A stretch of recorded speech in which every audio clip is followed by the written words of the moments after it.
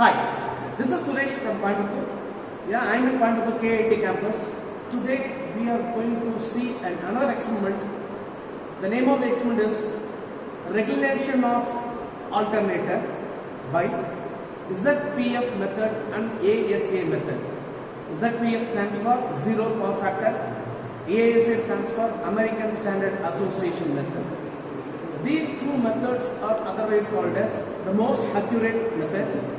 The reason for this is that it is a predetermination method, but wherein we can take an account of leakage flux and also we can take an account of leakage reactance in our calculations. Therefore, it is going to improve the regulation in the nearly future. Actually, we have 4 different experiments where we can able to find the regulation of alternator, and those 4 methods are: number 1 like EMF method, number 2 MMF method, and number 3 what we are going to see today, that is ZPF, and number 4 is like ASA method. But for all these 3 methods, basically we have to do 3 important tests. Test number 1, you have to do OCC, that is open circuit characteristics in a given alternator. And number 2, you have to perform a short circuit characteristic, SCC, short circuit characteristic in a given alternator. And we have to do a resistance, that is like stator resistance test in a given alternator. So these are the basic 3 tests that we have to perform for calculation of regulation of a given alternator. And moreover, for this test what we are going to see today, we have to perform one more test, that is a 4th test. The name of the test is called zero power factor test. Today I am going to give you a clear-cut demonstrations step by step.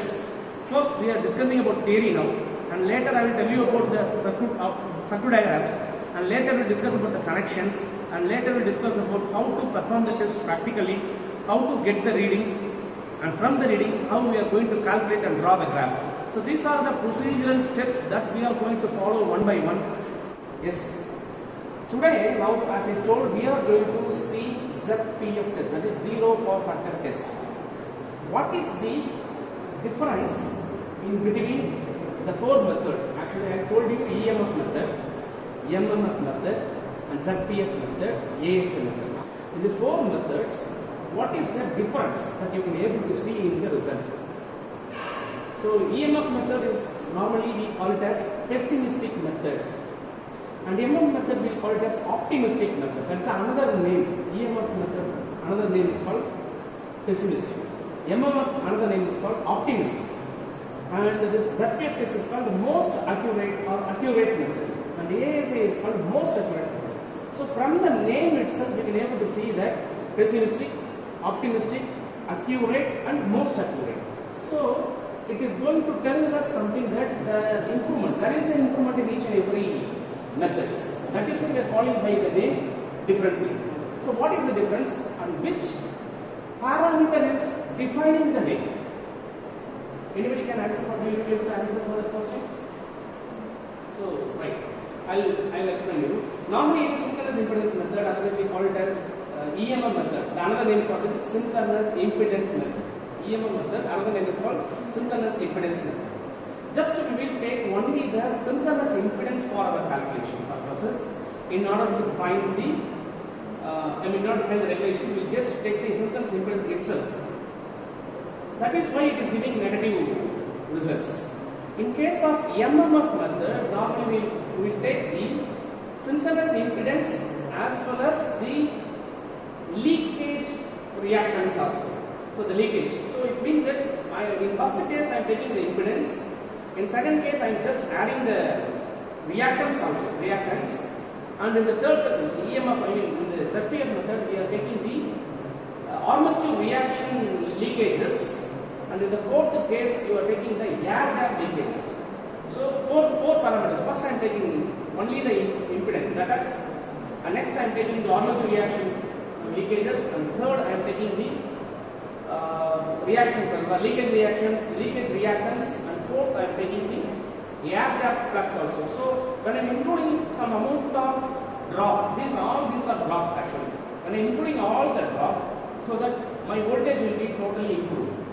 So the answer, the result what we are getting each and every step is going to be improved. That is the basic difference between these four different methods.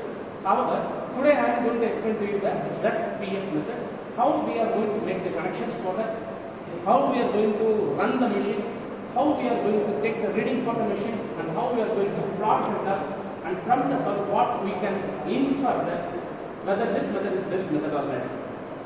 So for our understanding purpose, I can able to tell you that if you find the regulation using the first method called EMF method or synchronous impedance method, normally your regulation will fall in 30 to 40% approximately I am talking about. When we move to the MMF method, we will try to get it 20 or 15%. When we move to the ZPF method, normally your EMF, that is regulation value will be like 8 to 10%, and when we move to the ASN method, normally it affects in 5% or something. So that the improvement, that is improvement. 5% means very good regulation. 10 minutes little bit, 15 minutes still it is coming down, and 40 minutes it is comparable, uncomparable. So in that way we are going to do the experiment, and we are going to just analyze those things also. So I will take you to the next step, how to give a connections. Now we go and see how to do the connections. For that I am now standing in front of the work table. So I am going to explain you how to give the connections step by step. So you can listen very carefully so that you can observe very carefully, and it's very easy for you to do by yourself, right? Now we will see what are all the apparatus required for doing this particular test. For that I need a field rheostat. This is the field rheostat, 300 ohms, 1.2 amperes. This is to control the speed of the prime mover. I am going to have a prime mover. I will tell you very clearly one by one. First and foremost thing is we need a rheostat called field rheostat. This is to control the field current of the DC machine. And number two, we need a potential divider. This potential divider is going to control the field current of the given alternator, where I am going to find my regulation. The regulation of the given alternator is going to be, we are going to find that using ZPF method. For that we need to give a field current to the alternator. That field current is supplied by this potential divider method. So it is connected across the DC supply. It is connected across the DC supply. I'm sorry, this is the loose connection. Let me check it, no problem. While giving connections I will tell you very clearly. Now this is given, I see that this is connected to this yellow color is connected to the positive one, and this black one is connected to the negative one. So it is like connected across the voltage supply, positive and negative, where I am going to take the output in the rider side. That is the variable end. We call it as variable end. This is the fixed end. In one fixed end I am giving the positive, and the another fixed end I am giving the negative. So it is the potential is given across the rheostats. I am just going to take the output in the movable side. So this output is taken to the ammeter, and via it is given to the field current. Anyway, I will just explain this in the connection also. So this potential divider is going to give the current, field current. That field current is measured via this ammeter. For that we need an ammeter, DC ammeter. This field current is given to the alternator side. See this alternator pin, this F is the alternator pin. And the another end, FF, is taken to the negative supply directly via this yellow color wire. See this yellow color wire is going from FF to the negative. See that one. Okay, from FF to negative. So circuit is closed, right? The field current is given to the alternator via this potential divider. Just what is the amount of field current I am giving to my field, that is measured using this ammeter. Okay.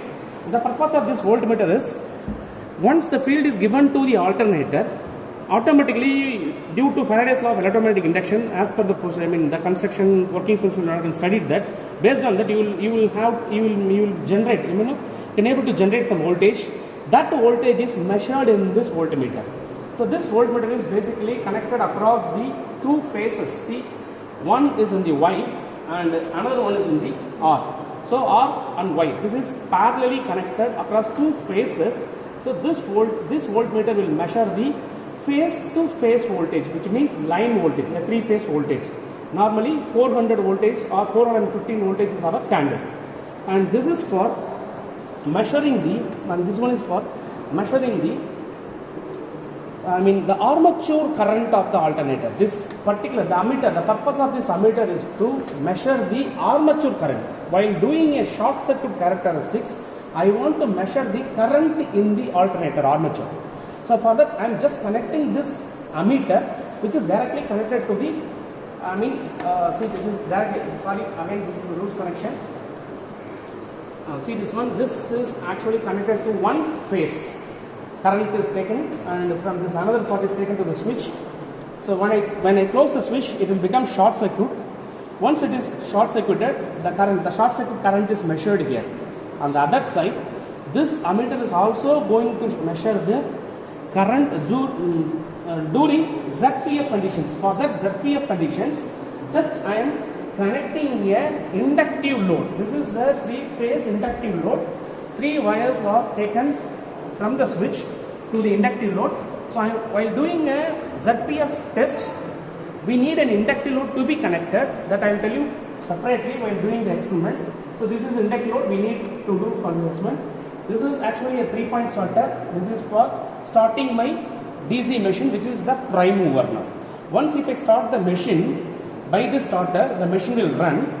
When the machine is running, I will adjust the speed.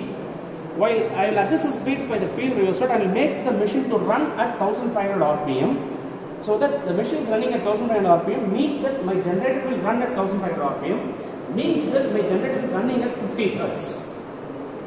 At 50 Hertz, I want to generate the voltage, so I will raise the potential divider and I will raise the voltage to 400 volt. That is the open circuit characteristics. So I will tell you how to take the readings in step by step.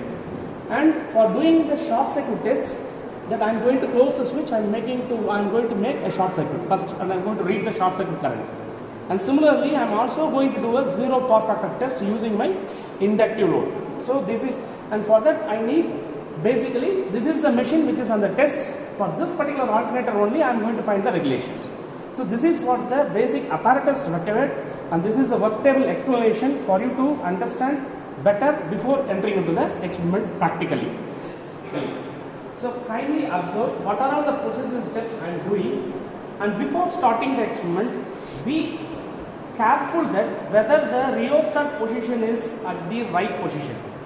Say for example, for the field current, that is for controlling the speed of the DC machines, I told you this rheostat is connected. This should be in minimum position. This should be in minimum position. So this is the first thing that you have to keep it in mind. Before starting the machine, we have to take this precaution.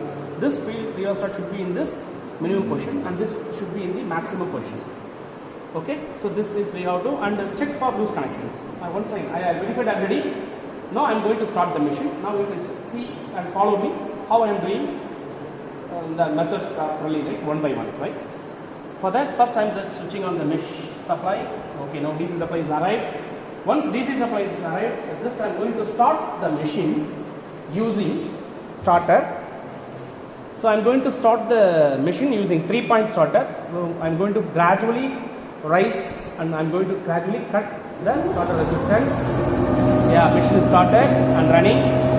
The next step is I want to make the machine to run at 1500 RPM, so that I am going to adjust the field rheostat. As I told, if this field rheostat is adjusted, definitely there will be the variation. So you can able to observe variation in the speed. See, you can able to observe variation. So I want to control this slowly and I got to adjust this slowly, and I have to keep it at 1500 RPM. Let us measure the speed now.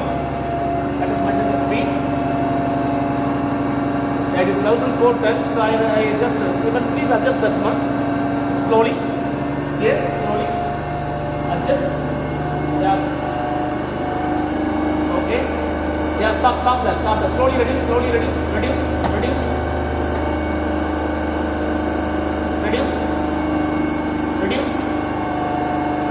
Yeah, okay, stop. Now it is 1502, assuming that it is running at 1500 RPM. Okay, this is the first step. I just started the machine. By adjusting the field rheostat, I get the machine to run at 1500 RPM. Okay, this is the first step. Now, see these meters, all the meters are reading 0, 0 and 0. Means that I am not at all giving any field current to the alternator, so it is not generating. And there is no current also, because it is an open circuit, there is no current also.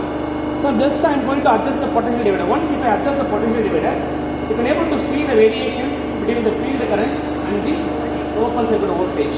So this is what the reading that you have to make a note. Just adjust slowly. Once there is a rise in the field current, there is a rise in the voltage. Similarly, just I am got again rise. There is a rise in the field current, rise in the voltage. This is called stepping up. This is called stepping up of voltage. Open circuit voltage. We call this magnetization curve. This curve is otherwise called as magnetization curve. Okay. So I can keep this at various points, like another various points. Similarly, we can keep this at different points, like 6 points or 8 points, where we can able to take 8 different readings. So for example, I will take one reading for you. Now it is 0, 0. Say for this is a ZF regulation. Also already reading has been taken, right? See, the field current is 0. If the field current is equal to 0, IF is equal to 0, then voltage, that is the terminal voltage or open circuit voltage, I can say OCC. This is 0 means voltage equal to 0. Now I am keeping in some other position. Say for example, it is at 0.25. At 0.25, I am getting like 42 volts. Similarly, I am going to keep it at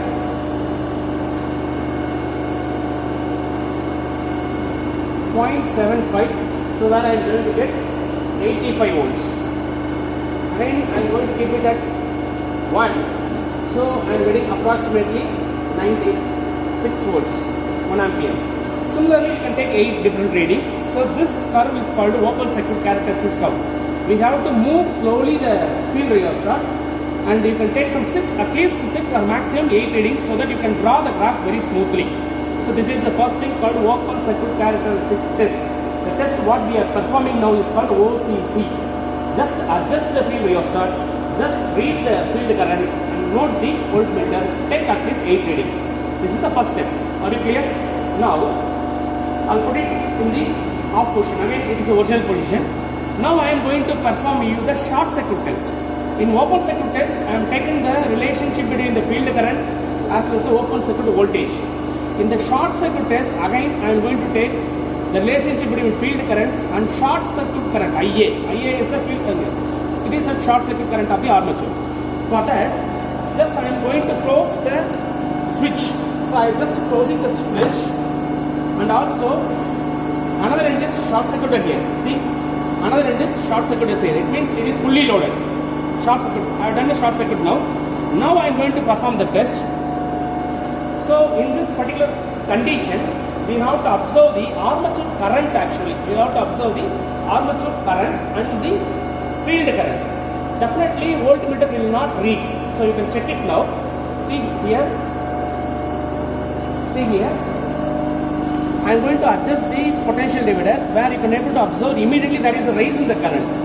And there will not be any voltage at all. Try to observe this one. The voltage is not rising. Am I right? Voltage is not rising, but field current is increasing. On the other side, armature current is increasing. Correct? This is called short circuit test. So I want to keep it. My maximum current is like 4.3 amperes. So I am going to keep it at 4.3 ampere. Yeah, it is at 4.3 ampere. At 4.3 ampere, there is a maximum current. The field current is like 0.75. So 0.75 is my maximum field current required for the short circuit current to appear at the armature, like 4.3 amperes. Only one reading is enough, or even you can take this as a periodical, like 1 or 2, 3 different readings you can do. At least one reading is more than enough. Okay. So this is the short circuit characteristics. Okay. Now, if you just try to open now, definitely there will be appearance of voltage here. You can observe because it is closed. The closed circuit is going to be open now. Once it is open, definitely there will be voltage appearing. Let us check whether it is happening or not, right? And I am going to just open it. See, that is the voltage rise. It means at the closed circuit, current is maximum. At the open circuit, voltage is maximum. See the current now, 0. For the same amount of the current is kept constant. So this is the way that you can check that whether you are doing the experiment properly or not. Okay. Now we will go to the next procedure of how to do a ZPF test. That I will explain to you. Until then you can wait for. Now I am going to perform the ZPF test. How to do the ZPF? This is a very important test for this particular instrument. Here I have just connected the inductive load. By connecting my inductive load, I am going to make a particular situation that I want to have a maximum current and I want to have a maximum voltage. In other words, I can say rated voltage and rated current to be achieved. So how to take a rated voltage and how to get a rated current? This is actually impossible, practically speaking. I will explain you very clearly why we are doing this test and what is the issues in this test and how to do this test carefully. Only one condition you got to keep it in mind, that I need a maximum voltage, also I need the maximum current. I told you in the previous experiment, if there is a rise in the voltage, there is zero current. On the other side, if there is a rise in the current, we can have zero voltage. But I am going to do now both. There should be a rise in the voltage and there should be a rise in the current. This is we have to achieve. How to do that? So that is the real game in this particular experiment. So I'll just try to do and I'll try to demonstrate. You can observe now. Okay? For that, first I am just increasing the voltage.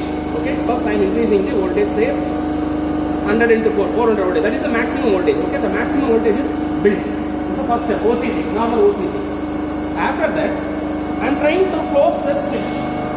Now, this output is connected to the load. This condition, output is connected to the load. It's an inductive load. Now, if I close the switch, the voltage will be appearing across the inductive load. Therefore, when I try to load, there will be a rise in the load current. Let me check that. 1 second. It is actually load. Just try to cut the load. Yeah. Cut it. Cut it. Pull it. Pull it. Pull it.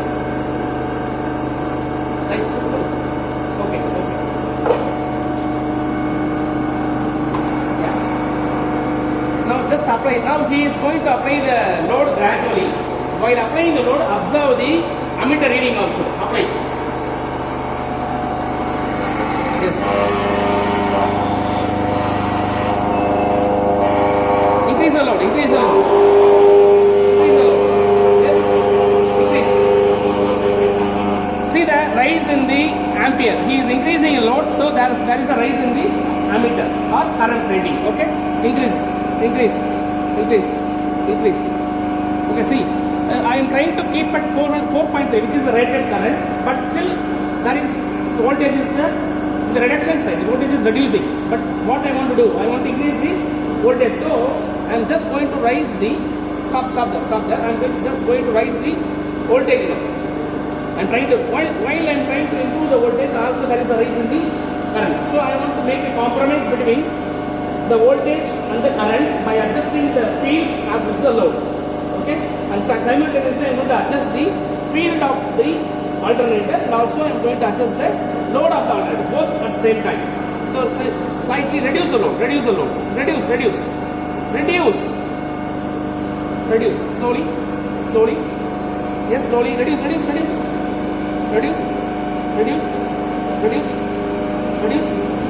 stop there.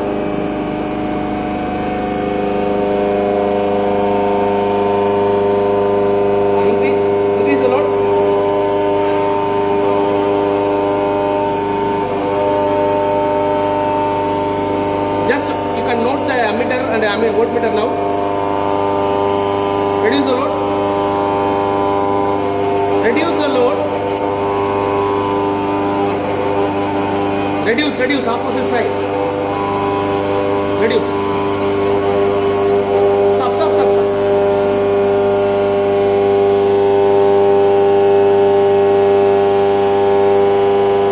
Once you got rise the load, light.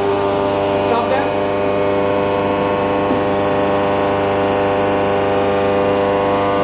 Reduce the load. Stop that. Now try to see that my voltmeter is giving maximum voltage, say 400. Also my ammeter is getting maximum current. So we have to make a note on this. This is called a ZPF condition.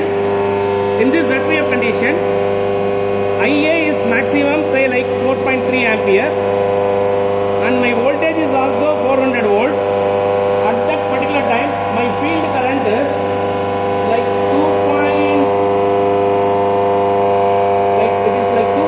amperes. So at ZPF condition, I am getting maximum field current is 2.3 ampere and maximum voltage is 400 and maximum current is 4.3. This is the way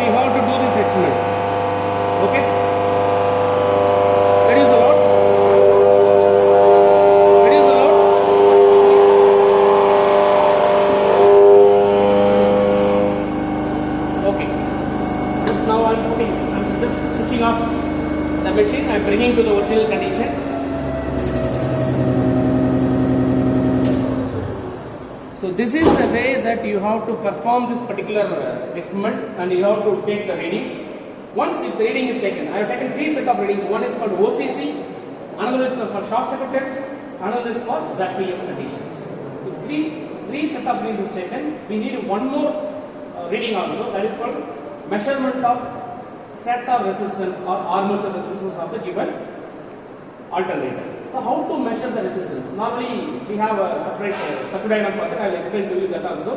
After taking all these 4 readings, 4 parameters, 4 readings. One is open circuit test, next one is short circuit test, next one is ZPF test, and fourth one is measurement of stator resistance or armature resistance. After taking these 4 different parameters, we can enter into the calculations. I will explain you how to do the calculations very clearly by using Portier triangle method. We call it as Portier triangle or Portier triangle method. Now I just explain to you how to draw the graph and how to get the readings from the graph. Okay. For that, first we have to draw a open circuit characteristics OCC. Number 2, we have to draw the short circuit characteristics, the CC. And third, we have to draw the ZPF characteristics. These 3 characteristics should be drawn. So I am taking field current in the x-axis and voltage, open circuit voltage in the y-axis, as well as short circuit current in the y-axis. These 2 are taken. If you draw the relationship, if you draw the curve which shows the relationship between the field current versus open circuit voltage, then we will get a graph like this, which is called magnetization curve, which is called magnetization curve, which is called OCC curve. And if you try to draw a graph between short circuit field current versus short circuit current, we will have a straight line here, and just trace the open circuit voltage, and you can draw the graph like this, which is parallel to the OCC. This is called short circuit curve, SCC. This is called open circuit curve. The open circuit curve and short circuit curve should be like, seems to be parallel. Either you can take only 1 readings, or you can take n number of readings also to draw the graph smoothly. So these 2 graphs, like OCC is drawn, SCC is drawn now, and I have to draw the ZPF. So at ZPF condition, you got one current like field current that is taken by the machine at ZPF condition. ZPF means maximum voltage, say 400 volt, and maximum current, say 4.3 ampere. At this 400 voltage and 4.3 amperes, what is the field current that my machine is consumed? Say for example, it is like 2.3 amperes, I am assuming now. At this condition, so you have to take from the OCC curve. So it is like maximum, the maximum armature current is like here, right? Armature current is maximum armature, say for 4.3 amperes, it is in this particular point. This is a current characteristics, and that the maximum voltage will already taken. The maximum voltage is also will already be taken here. So say for example, it's a maximum voltage, and the OCC point. This is the maximum voltage point. Maximum voltage point. This is the maximum current point. At this condition, you might have been having some amount of field current. So that's field current. Say taking this point as center, and just draw a line which should be parallel to the x-axis. So this line is the maximum short circuit current, maximum field current taken by the machine at the ZPF condition. So we have to draw this line, and then this is the first step, drawing of the line. This line indicates the maximum field current required for the machine at the ZPF condition. Okay, so be clear. So this is drawn, and after that I have to draw a line which is called a tangent line. This tangent line should be drawn tangent to the OCC like this. This is a tangent line drawn to the OCC. So by taking this tangent line as a reference, just draw the parallel line at this particular point like this. Just I am going to draw the parallel line at this particular point. So this is a parallel line. This parallel line should touch that maximum voltage point. To touch that maximum voltage point at OCC, you will draw the parallel line taking this tangent as a reference. Now I got this. Okay, I got this point, and now I am trying to close the third point. I'm just going to close the third directly. Now this triangle say A, B, C is called, this triangle A, B, C is called Portier triangle. Portier triangle. So from this Portier triangle, I'm just going to divide this into two halves. I'm going to draw the perpendicular line between these two. I'm going to draw the perpendicular line between these two. I'm going to divide this B. Now we can get BD and CD. This BD and CD are the two common parts. One indicates armature reactance. During armature reaction there is the leakage, and due to leakage reactance there is a, so these two part indicates leakage reactance as well as armature reaction losses. So these two armature reaction losses as well as the amount of field current required due to leakage, the amount of field current required due to armature reaction, that is taken into account, and these two values are taken for your further calculations, and you have to draw the vector diagram. In the vector diagram you have to take an account of these two field current values, that is BD, where we can give an equivalent of field current values, and CD, where you can get an equivalent of field current values. These two field current values are taken into account in your vector diagrams for getting or for calculating the regulation of the alternator. So we'll continue with the vector diagram maybe in the next video. Thank you for your patient listening. Once again I repeat, in this particular experiment I have just explained you how to do the experiment and theory, basic theory behind this experiment, how to do connections and how to proceed with the experiment, how to take the readings and how to draw the graph. From the graph, how to draw the Portier triangle. From the Portier triangle, what you are interpreting. So from the Portier triangle I am getting these two important things. One is armature reaction losses and another one is leakage losses. These two losses are taken into an account for your calculation purposes. If you have any doubt, you can feel free to contact me. So I am very happy to answer for your questions, and thank you for your patient listening, and I will see you in the next video with the vector diagram explanations. Until then, bye.